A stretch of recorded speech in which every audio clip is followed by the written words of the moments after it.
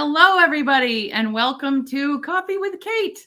I am so excited to have my guest, Dr. Lynda Ulrich, here with me today. Lynda, thank you for joining me for coffee. I am so excited. I have looked forward to this forever. Virtual coffee. Yes. In fact, And remember so, that day? I got all set and I had my coffee and everything and I had the day run. right. And funny story for those of you who are joining us. So I have a company that I use that when I book a guest for Coffee with Kate, I send them the mug so that it looks like we're really having coffee together. And I sent Lynda too. I was so efficient. I actually sent one early, then I forgot I sent it early because I went outside of our SOPs that we have, in our systems, which is why we have them. But anyway, so I'm so excited to have you here today. So Dr. Lynda is just one of the most interesting people I've met this year. Actually, we met when I held a virtual masterclass for LinkedIn last October. And when I saw all the little happy faces in my Zoom window, I saw this person, Dr. Lynda Ulrich, and she would ask questions on occasion, and I really didn't know who she was. I didn't even know that she was a fellow Vermonter because I am in Vermont and she's in Vermont, and had no idea. And then she reached out to me saying I was on your show. And anyway, we ended up working together. So we've been working on Lynda's LinkedIn profile and her company page. And then I got to know more about what she does. So we're going to start before we get into what she does with her global media company, which is her website is thegoodness-exchange.com. I want to talk a little bit about Lynda's background because it's pretty unique. So Lynda, would you share with us before we get into what you've established and founded? What have you been doing for the last 3 decades? I've been pretty busy. and now I'm on the second climb, which we'll hope to talk a lot about. And I love to talk about second climbs because no matter our age, we can start one. So I was a dentist for 30 years, 25. My husband's also a dentist. We grew up in a little farming town together. We were childhood sweethearts in In the Illinois. Midwest, right? Huh? In the In Midwest? Illinois. Yeah. You put your finger right in the middle of the state of Illinois. Our little hometown is underneath it. And we were very fortunate that we met so early, and my dad was the last of the Mohicans. He was one of those doctors who took care of you birth to death. You had his home phone, he delivered your baby, met you at the emergency room when your kid ran a mini bike through a barbed wire fence. He did all your surgeries, the whole thing. And we watched a man who was truly in service to others. That's his whole life. And that's why we became dentists. I think that's good. But was he didn't do dentistry though, right? He was a medical doctor. No, yes, he was a physician surgeon, but that's why we became dentists because we never saw the man. Yeah.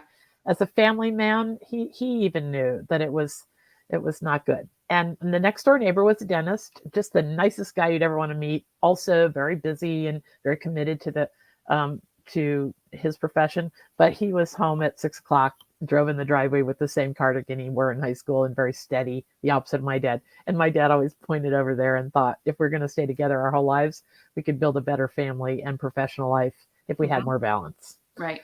So that is my early life steeped in service to others. My husband and I became dentists here in Vermont. We lived abroad. We have Irish passports, and we have this amazing, funny story about him playing professional basketball. And we landed in Vermont here, which we have felt like we've been washing dishes at the Hotel Green Mountain our entire lives, so we could stay here. We still feel like guests because it's so beautiful. And during the course of our dental practice, we did things a lot differently. We have been devoted to keeping the humanity in healthcare. I want you to repeat that because I think that's a very, very powerful mantra and mission for you. Yeah, I'm not sure that we knew that this was what we were driving at when we were 27, but very early on, in everything we do, we started noticing how the humanity was going out of healthcare. Right. And so we would sort of like purposely do things the opposite of what the trends were in healthcare just to keep the humanity there. And along the way, because if that's your goal, you find something to celebrate with every patient who comes in. We've got patients very regularly who come in on the day their spouse dies. Oh, wow. because they know that they're not just getting a tooth fix. They're reconnecting with someone who knows and loves them. Mm-hmm. And they know if their husband died, I'm going to say, Janine, Dan was the most amazing, exciting guy when he talked about barbecue, how much he loved about barbecue. And I will definitely find something to celebrate. So if you do that with people, they come to count on you for it. And this back and forth creates this global view of how ordinary people are thinking, what they're worrying about, and so forth. And I started noticing in 2010, 11, 12, whoa, that, after 9/11 and with the rise of social media, people's faith in the future was going out. Mm-hmm. We were all started going, oh my God, social media is so negative. The news is nothing but doom and gloom. And I kept saying, someone's got to do something about this. Someone's got to do something about this. And so who better than you? Yeah. Then one day a flip switch, something happened that was dreadful, but was my moment, my calling. And I just said, that's it. It's going to be me. I started writing one article a day on anything under the sun that could prove it's still an amazing world. Do you remember what you wrote in your first article? Yes, I do. Yeah. The first article, it's still a beautiful TED Talk by a conductor of the Boston Philharmonic named Ben Zander, Benzander. He has an amazing pop tech talk about how we have a choice between the downward spiral or radiating possibility. And he does this amazing talk where he makes us realize that in every minute of every hour, I think he tells a story of a shoe salesman. Two companies sent shoe salesmen to Africa. And one writes back, bad news, they don't wear shoes here. The other one writes back, good news, they don't have shoes here. And I remember that hit me between the eyes, that notion that we all have a choice of how we look at every event and every day, good or bad. Right. And that somebody needed to be shining a light on all the good things happening in the world. And that's what we've done ever since.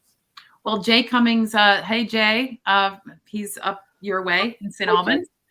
Thanks for joining us, Jay. Anybody who is listening to us, whether you're over on Facebook or on LinkedIn, please feel free to say hello in the comments. We'd love to know that you're here. And as we talk with Lynda, if you have any questions or points that you'd like to make, please feel free to put those in the comments, and I'll be sure to ask Lynda your questions. So Lynda, then the Goodness Exchange was born, and it's a website. So one of the things I've been telling people, like when I've met you, is I said Dr. Lynda Ulrich has created basically a global media company. That's what you're working on, and it's called the Goodness Exchange. So if somebody asks you to explain what the Goodness Exchange is in like 30 seconds, how would you give them like the soundbite for that? Well, what we do is prove that it is still an amazing world and help people find their role in it. So there's two kinds of content there. There's stuff that'll just make you go, okay, right, that is happening. It is still an amazing world. And there's content that's all about helping people find their role, their calling, just the perspective to get through a better day. So it's basically two things. Well, it's an interesting time to be having this conversation, isn't it? Because there's so many things going on in our world. Obviously, the horrific events in the Ukraine. There's, we've got so much going on in our own country here politically, and I'm not going to get into any of that in detail. And so it must be a challenge sometimes to talk about what you do, because I know when you and I first met, I had said, you had said something to me that resonated, saying, I'm not trying to be Pollyanna here. No. I'm not saying that you should put your head in the sand and just forget about what's going on in the world and only go see the good things that you can find on the Goodness Exchange website. So can you kind of share more about that to give people the real essence of this? So it would be very easy for me to be a downward spiral person. How we grew up, my husband and I, was going to be pretty unilateral, like everyone else. But my husband, we were very lucky. My husband was one of the top 20 basketball players in the world. And he became, Yeah, he became a captain at the University of Kentucky for 2 years. He played against Michael Jordan. And that life took us out into the world.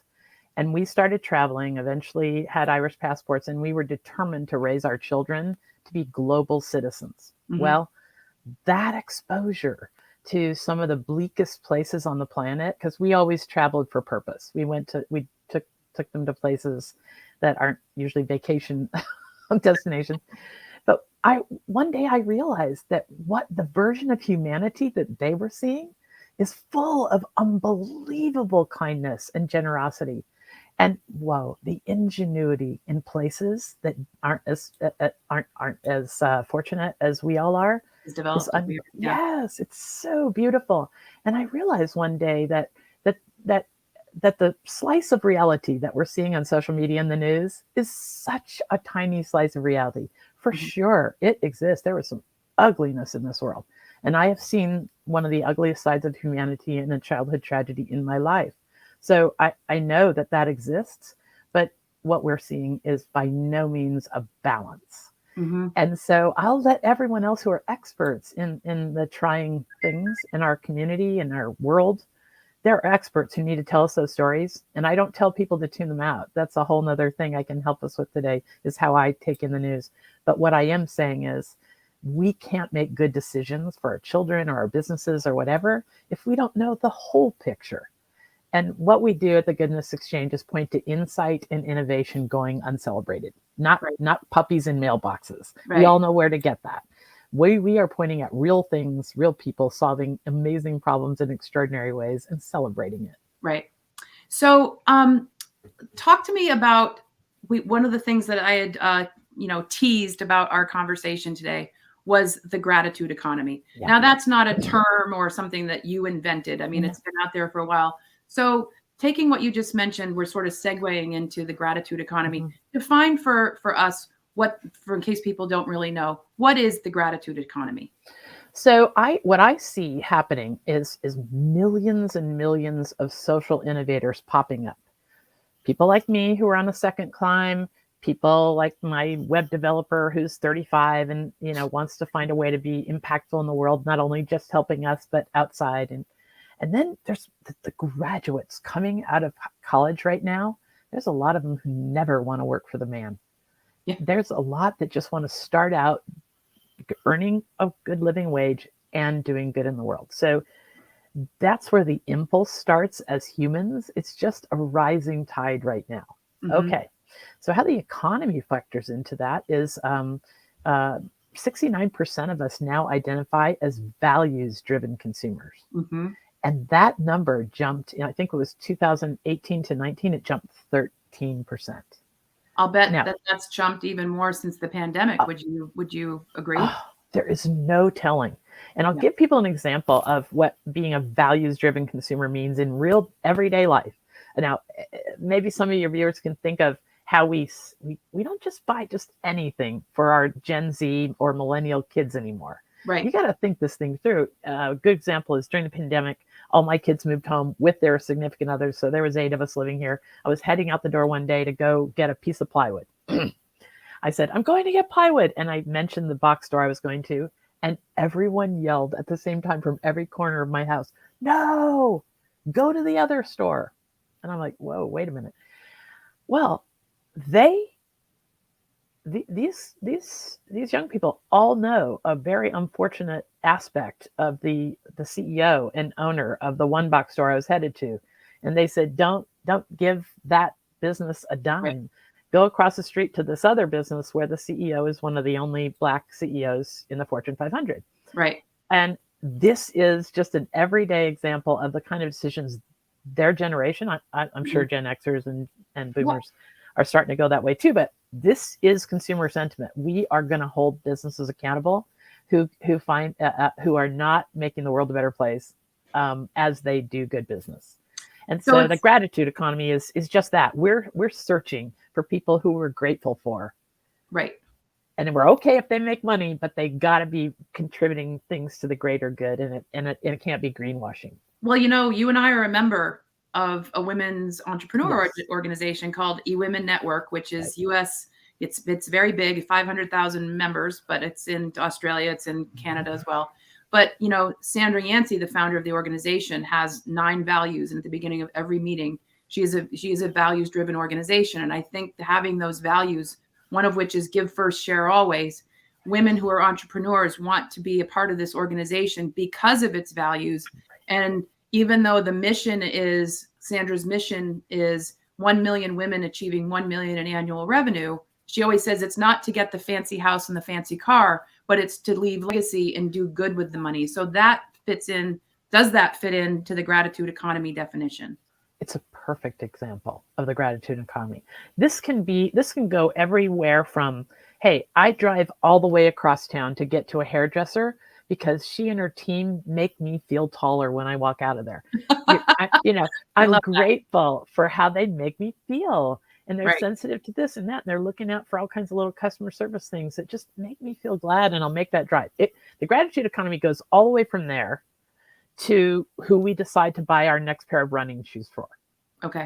If it gets blasted all over social media that somebody's having small children in some Southeast Asian company making these tennis shoes, I'm not touching them with a 10-foot pole. And I'm not even nearly as self-aware as I could. But I'm telling you, the largest generation in history, the millennials, they're tuning in with every single day to, wait, should I give that money to that company? Or is there one over here that's a startup that advertises right from day one, they're going to give back so much to charity, or they're going to employ good employment practices, whatever. They choose. If anybody's listening right now, I'm loving this. If any of you know of companies that are values driven, share them in the comments here, and just because it's helpful to let other people know. I mean, we all know about Tom's shoes, and we know about what are those socks? Bombas. Right. But if anybody knows of any kind of values driven organizations, drop them in the comments, and just to let other people know about them. So where does the Goodness Exchange, your global media company, where does your Goodness Exchange fit into the gratitude economy? Well, we are part of that economy. We are saying it is okay in this world to be having a positive effect on the future and everybody around us. It's good to find the win-win, that it doesn't have to be one or the other anymore. And so what we do is we write articles. I interview on my podcast people who have found all kinds of ways of doing business in a new way that is both good for society and good for the people in the business. That's another thing that's really important is, with the Great Resignation well underway, people are resigning because they're looking around themselves and they're saying, I can do better. Yes. I can do more. I can be a part of something. I know it's out there where I can put bread on the table for my family and make a difference. Well, it's also letting the companies who are not shifting their culture to open their eyes and say, boy, I better just do more than give them a job and a paycheck. A lot of these people are looking for a good culture fit. They're looking for a good place to work. They want to work with a place that does have a mission or is mission driven. Even though it's not a nonprofit, you can still be mission driven and be for profit. And so all of those kinds of quality things. I think it's interesting. LinkedIn just their marketing team wrote a blog recently on saying actually the Great Resignation has now turned into what they're calling the Great Reshuffle, and which I just found interesting as well. I'd like to call it the Great Questioning. Why? Well, I think the pandemic gave us all time to pause, and we looked at the 5-year picture of our life and the 10-year picture, and we said, if I keep doing this, where will I be? Right. We were on these treadmills, whether it's the way we ate or the jobs we drove to or the amount of time we were willing to spend in our commute or whatever it was, we paused and we questioned the logic of so many aspects of our life. And a lot of people looked around themselves at work and came up with the answer that they could do better. And I don't think people are suddenly just running off to join the ashram. No. In fact, I don't tell people to do that. When I talk to people about the gratitude economy, I say, first try to find pride in place, because there is always a way to be part of a dynamic team if you bring your gifts, your zone of genius, and you allow others to to elevate their zone of genius, and you just find a way. People are by nature self-organizers. Right. And Great then point. if you're not getting the support of the culture in the broader culture of your company, then maybe it is time to look for somebody. And this will reshuffle. Here's where I do like this. It will be a reshuffling of priorities in business. Because if we're calling it, I didn't even like the word human resources. That's just icky to me.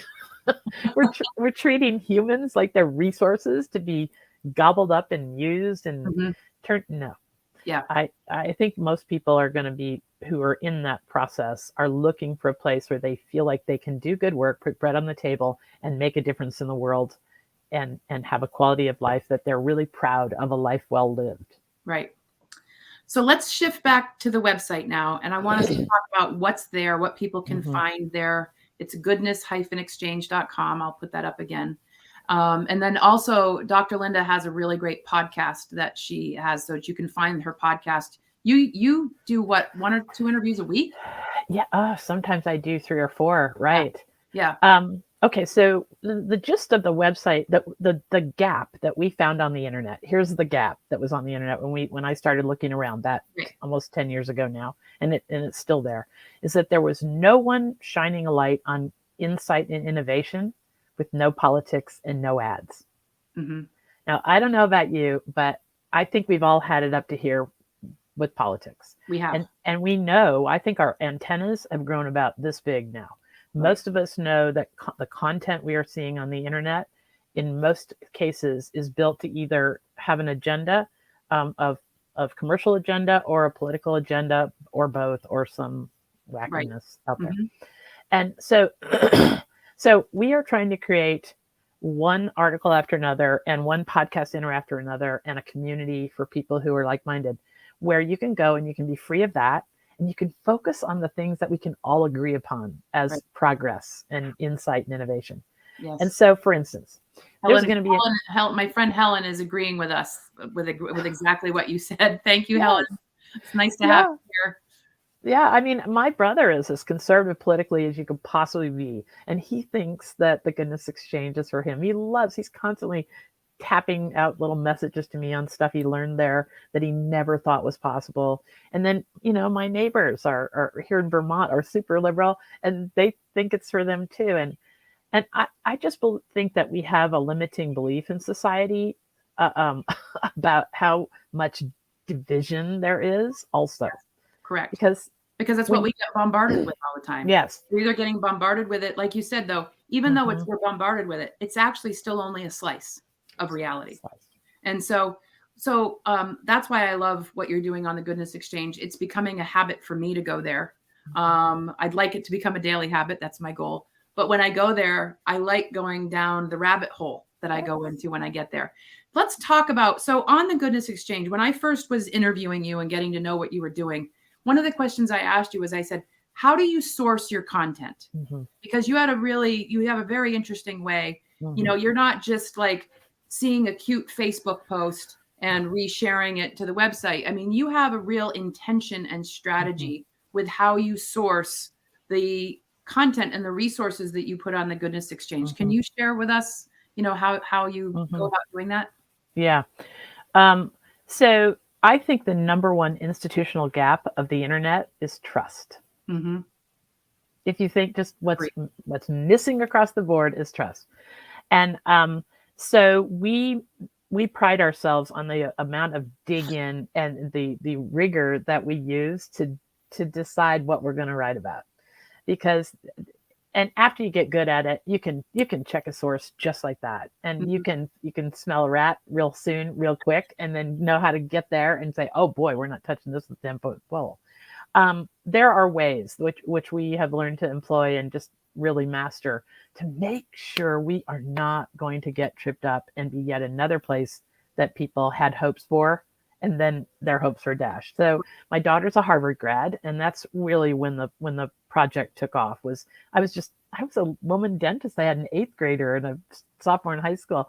I was doing it just on my own for 2 years. But when my daughter graduated from Harvard, she brought a level of excellence and that millennial, zeal and this commitment to our what we said we were going to do, that has really kept us on the path to be a place that's trustworthy. Mm-hmm.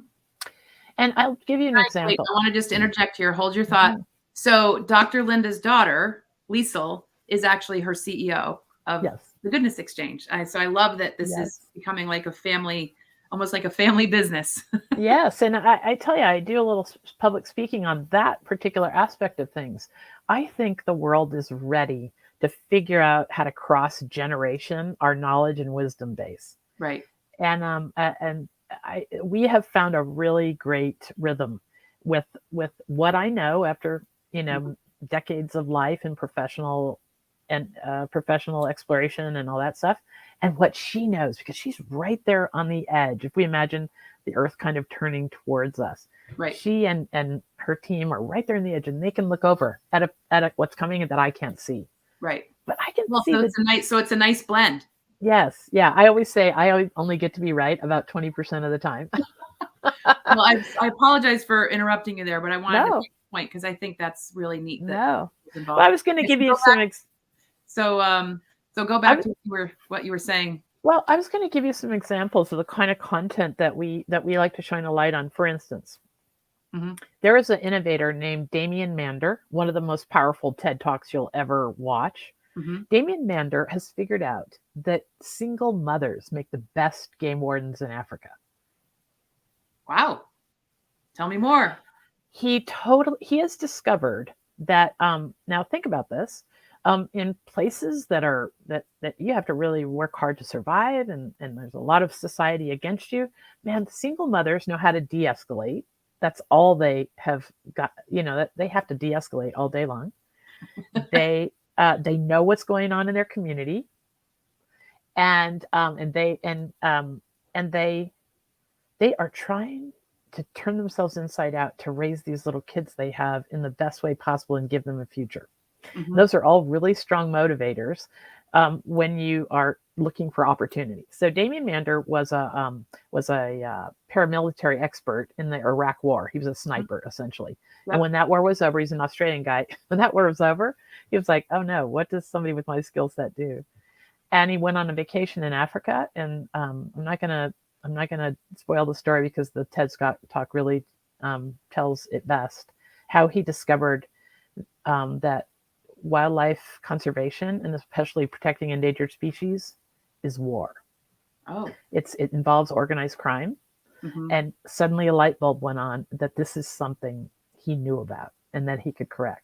So he went on this journey to figure out why wildlife conservation wasn't working in Africa. And oh my God, he's got such a powerful story. But in the end, he did this experiment where he trained 200 men and only 3 were left at the end of 3 days. And he trained 35 women and only 1 left at the end. And same training.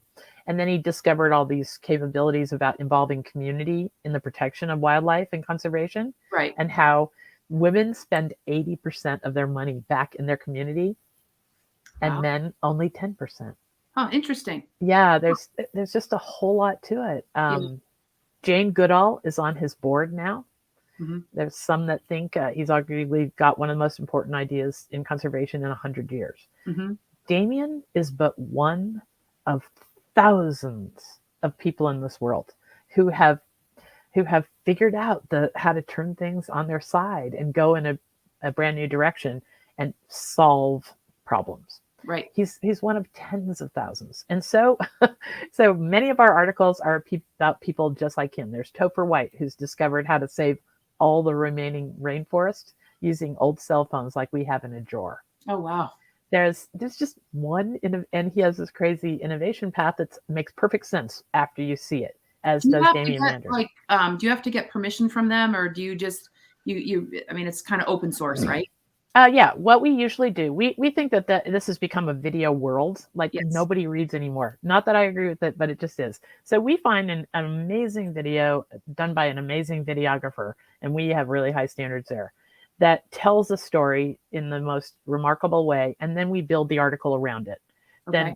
And so almost every article at the Goodness Exchange has a video, and then we fill in all the blanks. We do our homework, we do all our fact checking, and that's coming from your team then.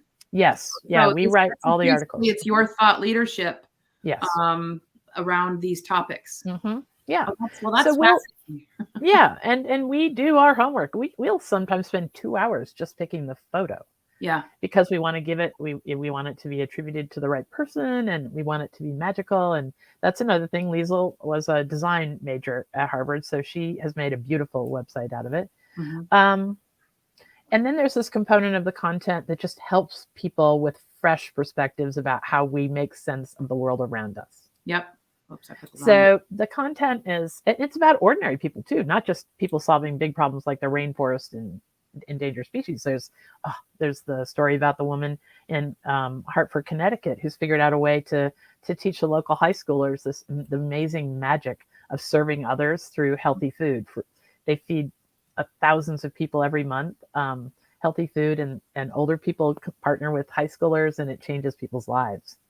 There's just so much good going on in the world. Yes. There is so much good going on in the world. I remember when you and I were having a conversation, I think in person, the first time we met in real life.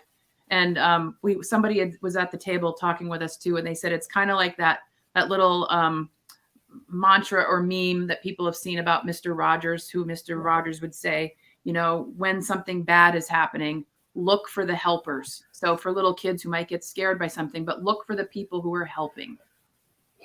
Somebody pointed out, I just got goosebumps. Somebody pointed, that quote comes up often with the people I talk about, on the podcast. What we're doing is we're talking to these folks who are doing good things in the world, or people with fresh perspectives about things. And they are the helpers. It reminds me of what we're all looking for. Like, have you noticed if you see a video about Ukraine, somebody pointed out to me, a thought leader pointed out to me on the podcast, look for the helpers. Yep. Maybe you're already doing it. Even as horrific as, a bomb explodes over here in this video, you will see somebody running towards it. Toward them. Right? Right. More goosebumps. This is who we are. We are not what we see on social media and the evening news. We are the vast majority of us helpers. So I'm going to put a question out to our listeners, and thank you for being here. We're with Dr. Lynda Ulrich from the Goodness Exchange, and we're going to talk a little bit more about her website. If anybody has any questions about the gratitude economy, about her website and her mission, she's on a mission. She wants this to become a really well-known website, a go-to resource for people to get other types of news, and maybe, I don't know if we should use the word balance, but maybe some more balance. Talk about the nature of what you're trying to do with the website. So it's a subscription that you can get, and it's very affordable. Can you talk to us a little bit about that, please?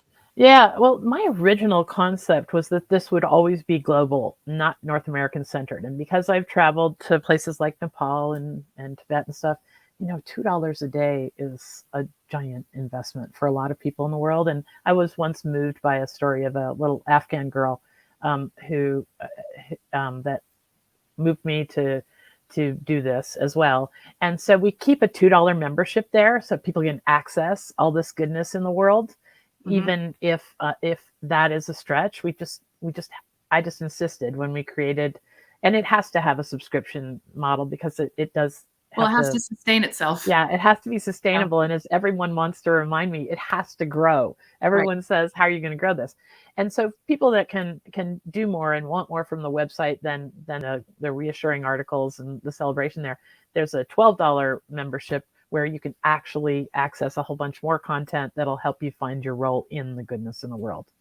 And so it's very affordable. And the more you share this with people, to let them know about this online resource.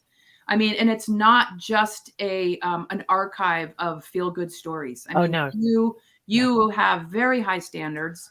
You are using your own thought leadership, not only yours, but people on your team, to really make people, see some of the good that's going on. And remember that the world, as you say, the world is still an amazing place.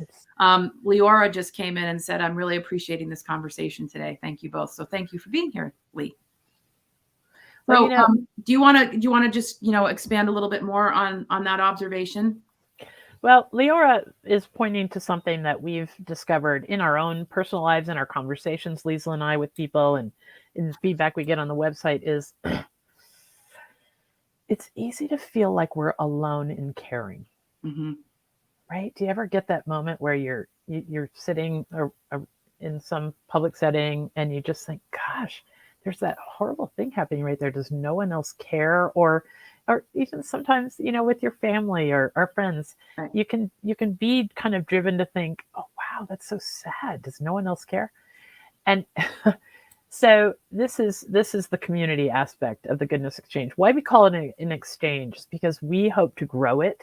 So it's just a landscape where people can find the kind of content they appreciate, whether it's video, audio, um, podcast, listening. But there is a community there that's starting at the Goodness Exchange where people can join this community. We're going to monitor it really carefully. I hate to sound like hard, No.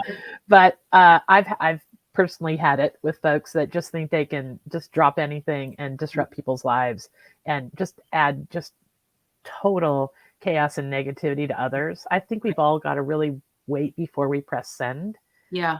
and make sure what we are adding to the noise in the world is something worth saying and worth listening to. So our community at the Goodness Exchange is going to be a place where people who are like-minded, who have good intention and good ideas can find each other. Yeah. And we're going to be rigorous about asking anybody that doesn't fit there to go back to Facebook or whatever.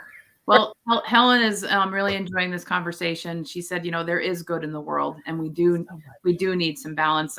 Actually, Helen just said this is great. So this is a very helpful conversation. So people can go over to the Goodness Exchange. Now, do you have to subscribe if you subscribe, you see more content, right? Than what's yes. presented. Yeah. I think that Liesl has it set up right now. So people, the first 2 weeks are on us, so people can get a feel for how it can be in their life, because we really think this can be part of a mental health. We've gotten to that stage with the level of negativity and the breaking news in our lives. It's a mental health question now, no doubt about it. Right. I had a really incredible guy who's interested in time management on the podcast the other day, Oliver Berkman. Oh my gosh, that is such a great, helpful interview. And he was talking about the fact that of something that kind of struck me. He said, when we just take a little break over to the breaking news and we just go there for even 10 minutes, if we're able to pull ourselves away, because most of that content is built to capture and hold our attention. But let's say we have good intention. We go over there, catch a few lines of the breaking news or social media. We think then we're done with it, that we've devoted whatever many minutes we did. But no, what actually happens is those narratives play in the back of their mind and they stick with us. And we could be walking with our 4-year-old on a beach, and those narratives, we get and catch ourselves asking, having these internal dialogues about the negativity that we saw there or the horrific things. So they don't leave us. And so we're saying, wow, what would a world look like where the things that stayed and played in our minds were signs of hope and progress and people with great intention and real ingenious ideas?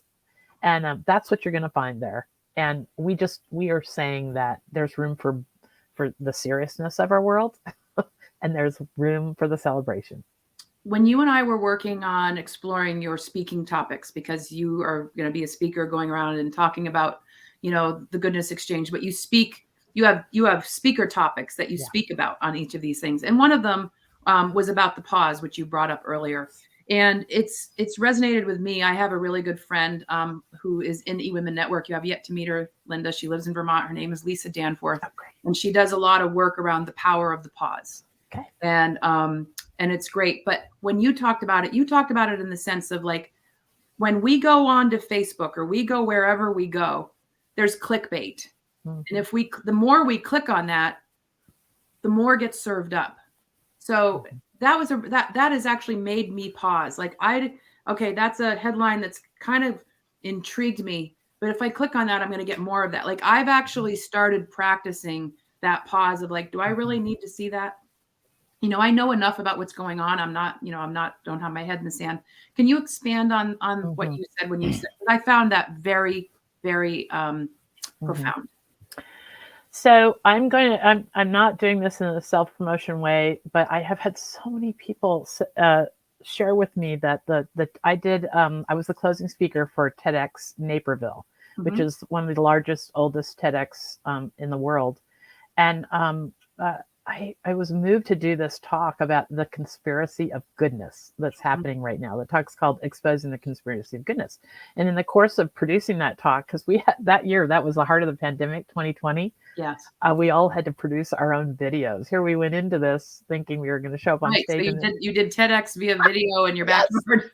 Yes. Yeah. I was on a rock in a cow pasture on our farm, and my only audience was a bunch of Ben and Jerry's cows. But people tell me my friend Leora lives in Oak Park, Illinois. Oh yes, Yeah. This guy named Arthur Zards. He's a genius that lives in that area, and he's a creative, and he just runs a big. I think there's 1,000 people there a year at that TEDx. So if you'd want to check that one out, that's a great recommendation. But in any case, So I in the podcast the TED Talk Exposing the Conspiracy of Goodness, I share with people two things that I think really turn out to be comforting. One is the story of the conspiracy of goodness.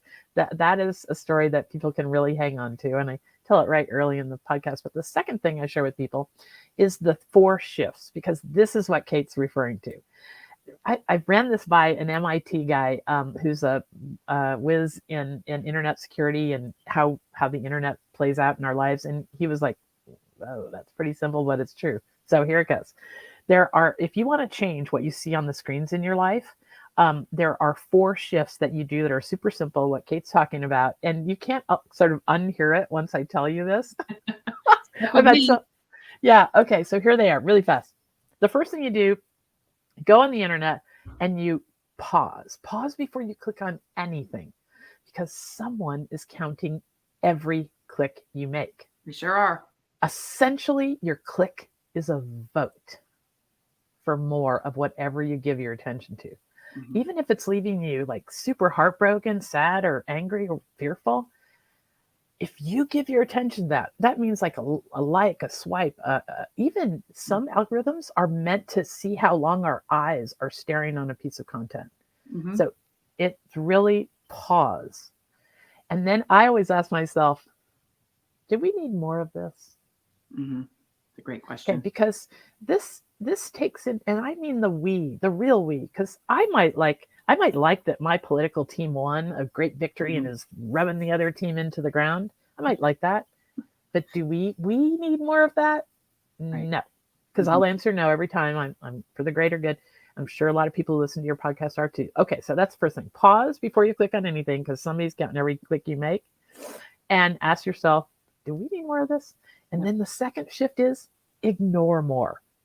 Because the truth is, we can ignore the chaos builders right into obscurity.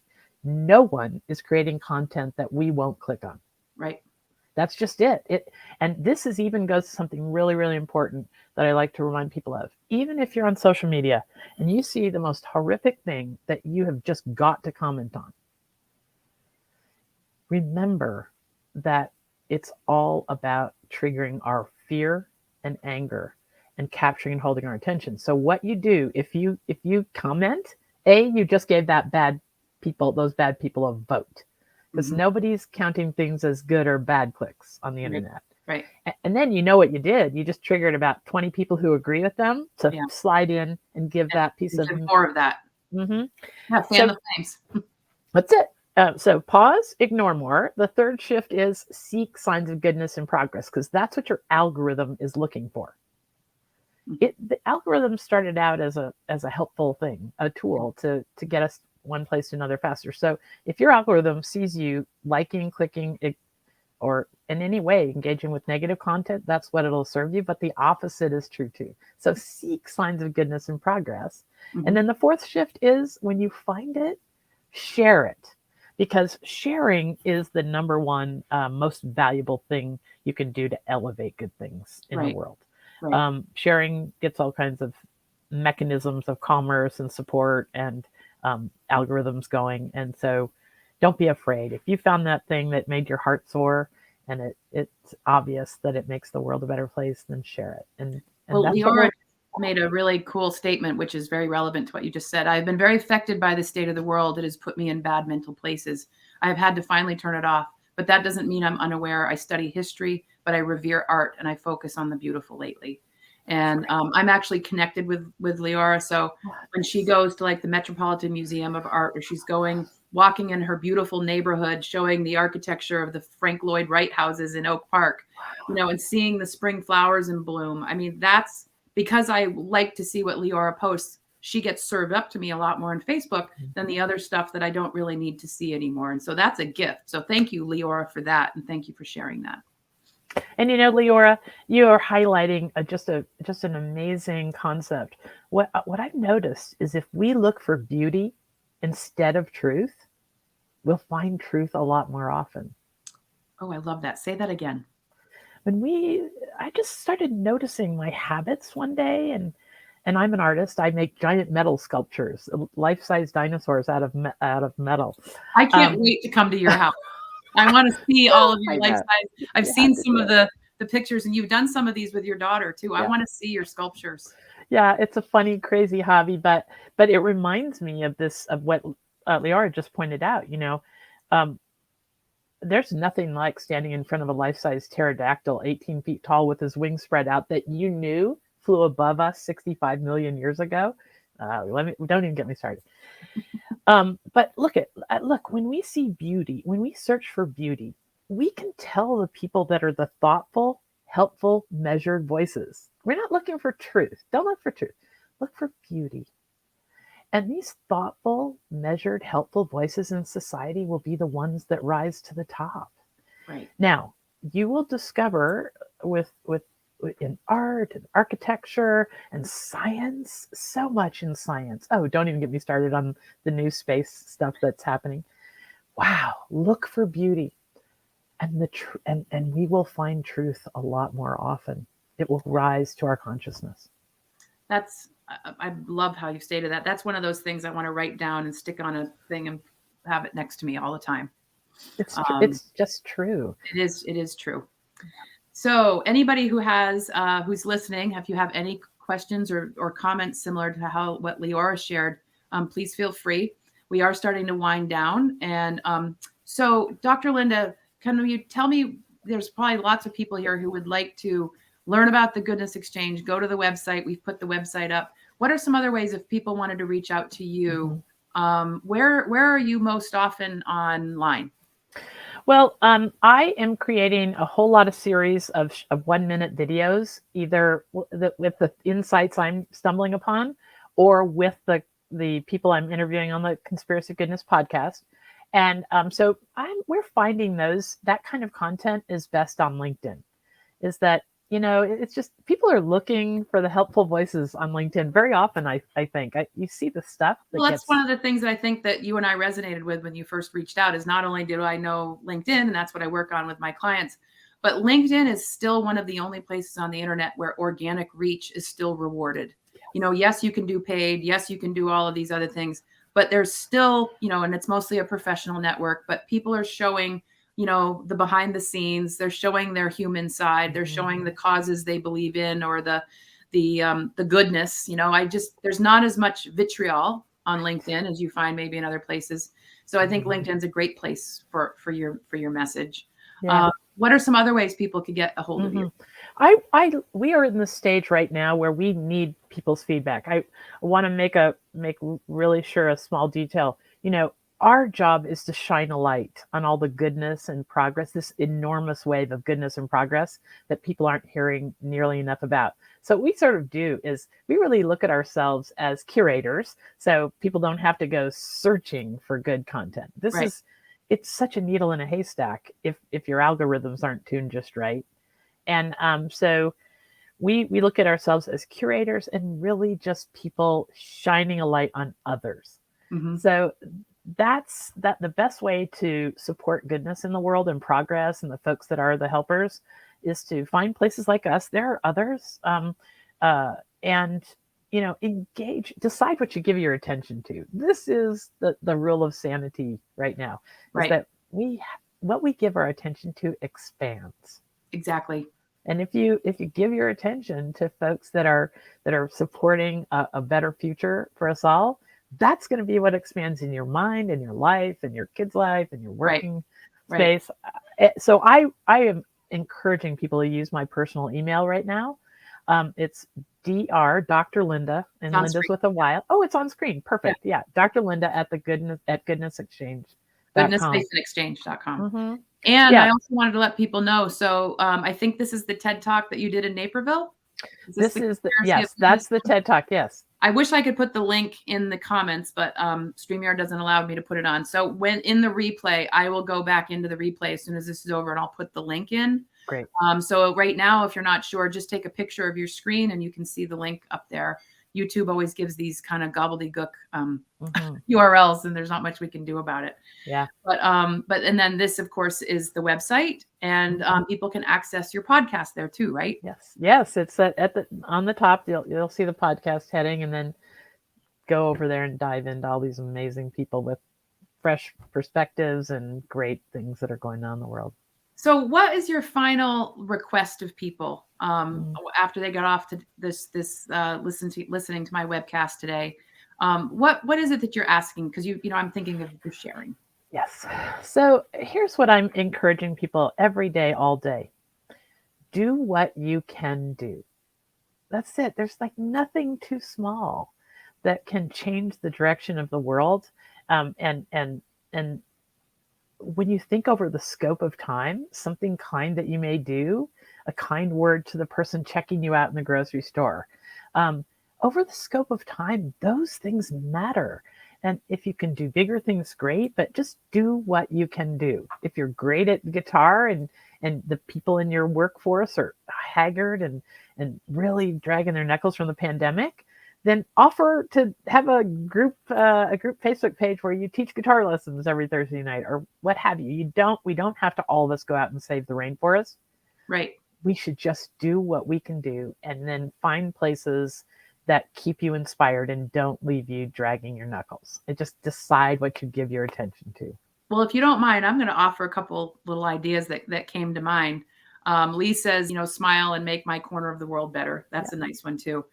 There's pay it forward, which I do sometimes. I love doing that. Like even if you're in the line at McDonald's getting a coffee or a Big Mac or whatever, I've done where I've paid it for the person behind you. And that's always a wonderful thing to do.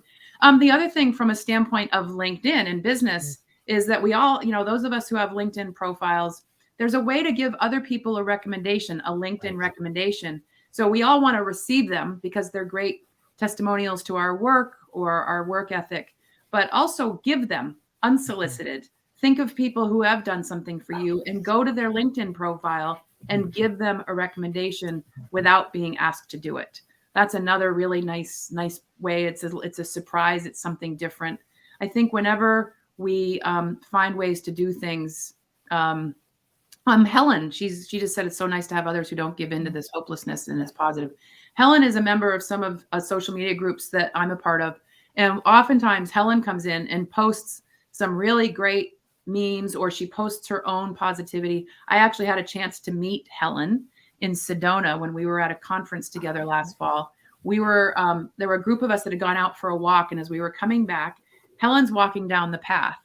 And I think, Helen, remind me, I think you had some type of a special rock, and it had a symbolism to Native Americans. And like you were like this woman coming out of the mist almost with this gift, and you just were standing there to say, "Oh, I'm sorry I missed the walk, but this is something that just means something, especially to the Southwest." And she shared it, and I thought she's the kind of person that goes into these groups. And thank you. I'm so glad you watched this, Helen, because I think this was a perfect thing for you to watch. She's one of those people that does that for others. That's it. We and it doesn't take a lot of effort. It doesn't. And and the gift, it really finding ways to be in service of others is so fundamentally human. This is what I want people to go away with and remember. And the first part of that, of the Exposing the Conspiracy of Goodness TED Talk, will reassure you of this, that we have been doers, helpers, givers for 40,000 years. Mm-hmm. They've found human bones in caves of people that could not have lived on their own, which means that were at least 40 years old. And that means we were taking care of each other that far back. The advent of the internet is a blip in history. Mm-hmm. It could not change who we are fundamentally. And it's time for a reinvention. We just need to reinvent the role of the internet in our lives. And we can totally do that. It's set up to either trap us or give us all this power, because we can decide what rises to the top. I have one final question for you before we sign off.